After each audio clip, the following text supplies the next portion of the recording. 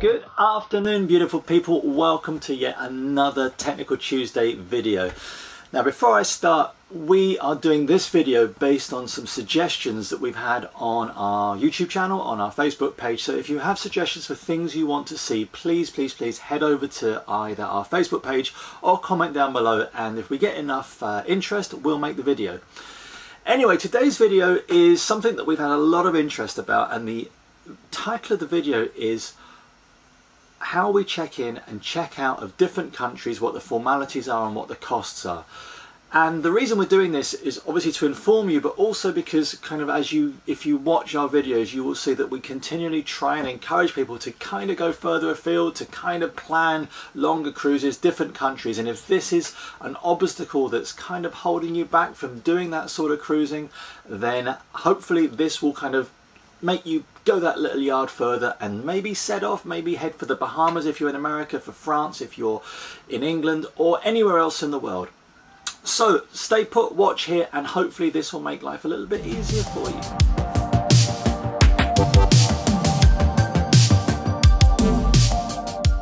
But the first thing you need to do when you are planning on going to another country is understand the requirements of that country before you set off. Some countries, obviously, if you've traveled by plane before, you will know that you need visas for those countries before you set off, and it's important to make sure that you know all those formalities. So, for instance, when we traveled to the US, we phoned ahead. We phoned CBP, the Customs and Border Protection, to tell them that we were going to arrive. I know, for instance, that Australia need you to inform them by email before you arrive that you are going to arrive in their country. So go to websites like Noonsite, noonsite.com, or other cruisers forums to Google or to find out what the requirements are in advance. For just about every country, there are certain requirements that are identical. You need to have your passports if you're driving by boat, and if you're driving by plane. You need to have your ship's registration document. You need to fly a Q flag as you enter international waters and as you tie up in a marina or you anchor, and you need to fly that Q flag until you have been successfully cleared into the whatever country you're in. It is also really important here that you respect the rules of that country. There are stories on the internet, all over the internet, about skippers and sailors that were still flying their Q flags. They hadn't cleared in properly either because it was too late, or they were too tired and they went ashore to eat, or they carried out commerce in that country and they were caught and fined horrendously. The fines can be eye-watering. So please, when you check into a country, make sure that you do abide by the rules of that country and check in before you step off the boat. So anyway, when you check into the country, you will need, as I've said, you will need the passports of the crew, anyone that's on board, as well as the skipper. You will need your ship's documents, and if you are entering a marina, you will need your insurance documents. Now, for a lot of countries, you can enter a specific port of entry and tie up in a marina, and customs and immigration will come to you. Other countries, you can anchor and then go into specific customs and immigration's docks. It tends to be that when we were cruising the Caribbean, or the Caribbean islands, there are specific ports of entry, and you will have to go to the customs building, the immigration building and the port authority building. They're normally kept fairly close together to check in. Now, when you do go into these buildings, we have found that you have to be super polite and super well dressed. I don't mean you've got to turn up in a business suit, but you turn up in clean clothes, you turn up with shoes on, and you turn up with a clean pair of shorts on. You do not turn up in bathing shorts. You don't turn up in a vest.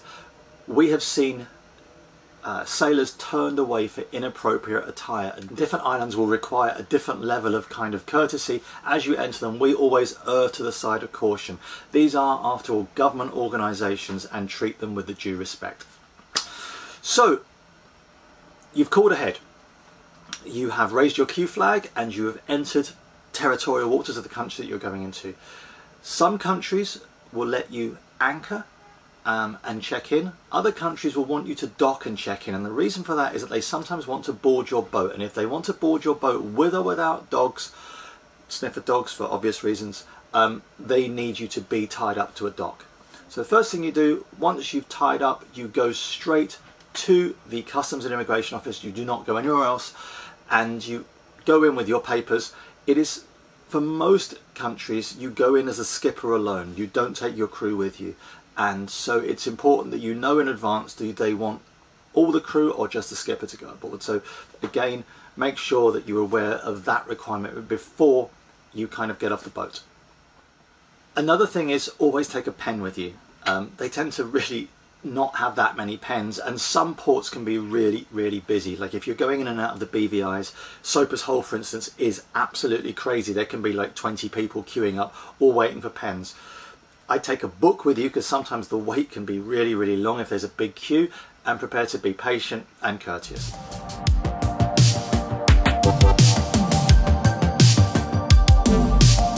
One question that we also get in association with how you check in is the costs associated with everything. Now, what I would say to you is the costs vary from island to island or from country to country. Some countries have been really kind of like easy to get into, and some countries need a little bit more work.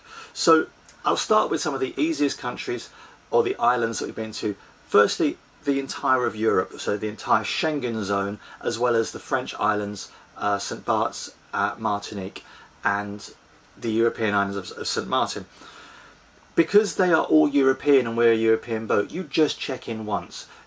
And for American boats or non-EU flag boats coming to Europe, you check into the first country that you come to. So the Azores is part of Portugal or France, and then you're free to travel. You haven't got to check in and out anywhere else. The costs to check into the Eurozone are zero. There is no cost associated with that, although the port or the marina may levy a small charge at you. So it's important that you kind of like understand that the additional charges for checking into a country may actually come from the port authority. I've been through a lot of our documentation to find out exactly who charged us what. Turks and Caicos, for instance, Turks and Caicos, it was $60 in and $30 out, and that was based on us checking in out of working hours. So if you check in outside of their regular working hours, you will get additional charges. This is the US document. Checking into the US, that was $37. Now, all I would say is that of all the countries we have checked into, the US was probably one of the most difficult. They obviously have a really strict, and correctly or so, homeland security policy. You need to radio in advance, you need to tell them exactly what port you're in, and more importantly, and we actually fell foul of this because we were completely unaware, and as you may know from watching what we do, we were so fastidious about all our preparations. You need to dock in a marina which is approved by Homeland Security. So check in advance, check the state that you're going into. They all have different requirements. So phone ahead. Again, they told us exactly where to go, and I think it was $37 US to check into the US. Antigua, $40. That was a $40 check-in, so it's 40 Caribbean EC dollars. I think that's about 2 to the US dollar. BVI's $13, and again I have all these papers which highlight exactly what we had to spend. The most expensive place that we've been to actually for checking in is the Bahamas. The Bahamas have a policy where you get a year's cruising permit, and that cruising permit also comes with a fishing permit, and you pay for the people on board. And overall, it's a round fee of $300 US. That's, you think it's quite expensive, but really once you get in there, you've got a year's cruising for $300. So it's important to understand that you have to pay, you know, for 1 year in advance, and you can't pay for any less. In addition to this, a lot of islands, Customs and Immigration won't take credit cards. The Bahamas have only recently started taking credit cards in certain places, so arrive with cash, so that if you're coming from the States, they will take US dollars. You've got enough cash to pay up front. Overall, it hasn't been difficult to check in. Sometimes it's lengthy. For instance, when we cruised Morocco, Morocco was a difficult place to check in, and they wanted to know every time we left port. So when we were cruising Morocco, We'd go into a port, they would photocopy or in some cases actually take our passports and our ship's papers and then give them back to us as we left. So every port we went to, we would have to make that declaration. We've only ever encountered it actually in the US. The US want us, every time we change jurisdiction, which is statewide or citywide in, for instance, South Carolina and Florida where we were cruising, they wanted to know where we were and we had to log that by telephone call. It's very easy to travel around the world. It's not difficult to check in and out of ports.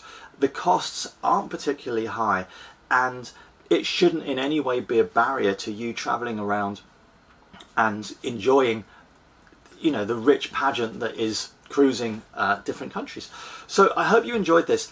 The reason that we're doing it in this environment, and we put this on Facebook the other day, is we cannot film customs and immigration. We can't film the police. There are very strict rules about filming government buildings, and even if we were slightly concerned about falling foul of that, we just would, out of respect and obviously to make sure that we don't get ourselves into trouble, not have any camera equipment near government offices. So for this reason we're on the boat for this video alone, and subsequent Technical Tuesdays we'll carry on and do our own filming outside.